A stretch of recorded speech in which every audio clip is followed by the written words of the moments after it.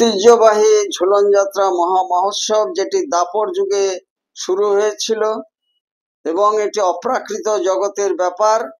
ভগবান শ্রীকৃষ্ণ শ্রীধাম বৃন্দাবনে ব্রজ গোপিকাদের সঙ্গে যে ঝুলন যাত্রা পালন করেছিলেন, সেই ঐতিহ্য মেনে ইস্কন মায়াপুরের ঝুলন গার্ডেনে মনোরম পরিবেশে এই ঝুলন যাত্রা 5 দিন ব্যাপী পালন করা হচ্ছে।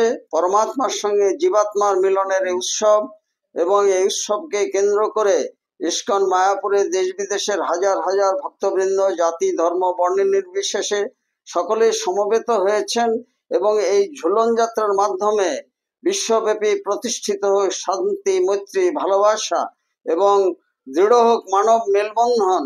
আজকের দিনে এই ঝুলন যাত্রার মাধ্যমে মানুষের আধ্যাত্মিক নবজাগরণ ঘটুক, এটি আমাদের প্রত্যাশা। রসিক গৌরাঙ্গ দাস, ইস্কন।